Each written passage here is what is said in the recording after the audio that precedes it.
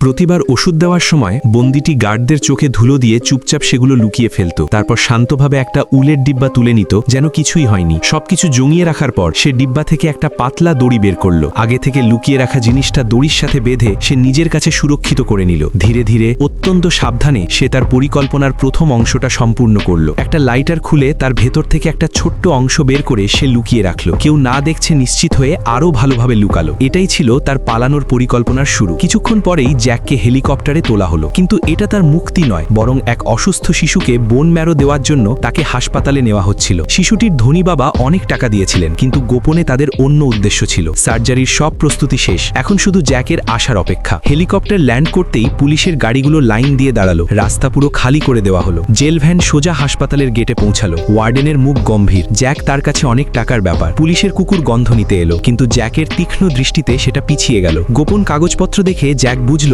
এখন সে ওই ধনী ব্যক্তির ওপর পুরো নিয়ন্ত্রণ পেয়ে গেছে। জ্যাক তার দিকে তাকালো, চোখে এক অদ্ভুত কৃতজ্ঞতা। যদি এই সুযোগটা না আসতো, হয়তো তার পালানোর কোনো পথই থাকতো না। ডাক্তারদের বলা হয়েছিল জ্যাক খুব বিপজ্জনক, তাই তাকে হাতকড়া পরিয়ে স্ট্রেচারে শক্ত করে বাঁধা হয়েছিল। কিন্তু জ্যাক যখন ডাক্তারের সাথে ভদ্রভাবে কথা বলল, তখন ডাক্তার একটু নরম হলেন এবং ভাবলেন হাতকড়া খুলে দেওয়া যায়। ঠিক সেই মুহূর্তে জ্যাক তার গোপন পরিকল্পনা কাজে লাগালো, যাতে অ্যানেস্থেশিয়া তার উপর পুরোপুরি কাজ না করে। নার্স ইনজেকশন দিলেন। জ্যাক চোখ বন্ধ করে অপেক্ষা করতে লাগলো। শিশুটি অপারেশনের জন্য প্রস্তুত হয়ে বসে আছে। নার্স ভাবলেন জ্যাক এখনই বেহুশ হয়ে যাবে, কিন্তু তারা জানে না ঝড় এখনো আসেনি।